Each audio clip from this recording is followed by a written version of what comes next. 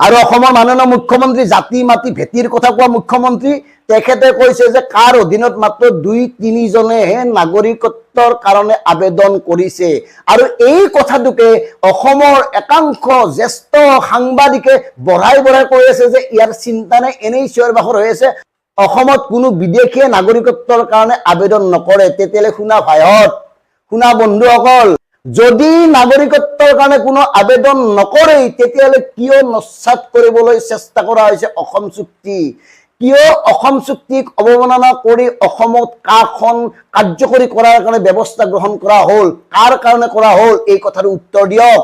এনেই জিটি কথাত অকালতি কৰিবলৈ আহি কেইটামান টকাৰ কাৰণে অসমখন ধ্বংস নকৰিব, থানবান নকৰিব। ইয়াৰ পৰিণাম আপোনালোকৰ ভৱিষ্যত প্ৰজন্ময়ো ভুগিব লাগিব, আমি আজিয়ে কৈ থলো।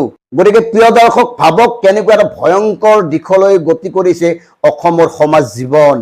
আৰু ইয়াৰ পৰা যদি আমি উদ্ধাৰ কৰিব নোৱাৰো তেতিয়াহ'লে কোনো কালে আৰু উদ্ধাৰ হোৱাৰ সম্ভাৱনা নাই। গতিকে সময় থাকোতে, সময়তো নাই, শেষেই কৰিলে এওঁলোকে, তথাপিও যি অকণ সময় বাচি আছে সেই সময়খিনিতে জান প্ৰাণ সঁপি দি এই ব্যৱস্থাবোৰৰ বিৰুদ্ধে প্ৰতিবাদ সাব্যস্ত কৰক।